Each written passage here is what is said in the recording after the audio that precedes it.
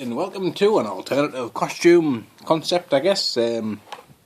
Expanded Universe Star Wars video. Now then, these are the the Power of the Jedi. Return of the Jedi. Collection 1 and 2. You have Obi-Wan and Qui-Gon in their Jedi training gear, and Obi-Wan Kenobi being Han Solo. I guess that's customary Hoth apparel. Now then, when I used to watch Star Wars as a kid, I always thought Obi-Wan Kenobi, like, basically being an old man living on the desert, kind of wore his pyjama-y stuff. So then when they're kind of like, oh, we're going to show loads of Jedis, hold on, they're all going to wear the same stuff. And it was like, well, hold on, like, this is a much cooler look. I mean, Luke never went around wearing flipping pyjamas and stuff, did he? And, you know, it seems as well, wasn't it, like, not there in disguise? It's like, go and be obscure, Obi-Wan, don't let people know you're a Jedi. Yeah, so what I'll do is I'll just wear the same clothes that I wore from when I got here. Like, surely, like, you know, James Bond style, you would go and, like, find something else to wear, rather than just the same clothes as you've always worn. Like, here's a guy we've seen 30 years later. What a coincidence, he's wearing the exact same clothes from the last time we saw him. I wonder who it is. Anyway, that's just my little rant. That was an exciting bit, wasn't it? Let's get on to the toys. I want to get this Qui-Gon out, and this Obi-Wan. As these are the training ones, and I'm going to assume that's when he's training him with the blast shield, so we'll get these out and have a look. And there they are, the packets ready to do some training. So there's this Qui-Gon now. He looks a bit like somebody from like a Shakespeare play, doesn't he? You know, I'm the Duke of Nukem or something. And he's not, unfortunately, he's really badly articulated, which I know, obviously, like, that's what they were like then. But this figure really could do with just a couple extra points, and he'll be flipping amazing. And here's Obi-Wan Kenobi, and this figure is just awkwardly posed. He just looks like it's his first day of Jedi training, he hasn't got a clue what he's doing. And he even has the blast shield, or the kind of cloaking, whatever the hell that is, apparently, in Jedi training.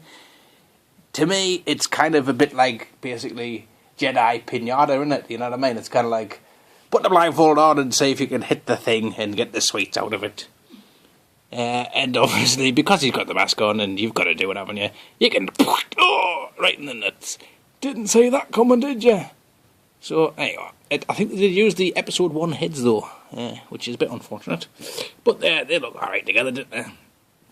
I'll zoom in, because you're 6 million miles away, and I will walk 500 miles, and I will walk 5,000 more just to be that man.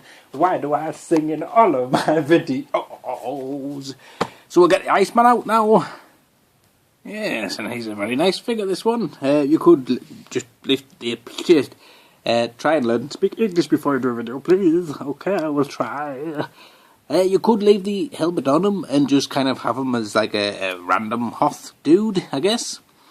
Do people actually live on Hoth? As, you know, I mean, I don't know. I would assume it would be some kind of Eskimo-esque people, wouldn't it? Eskimo-esque.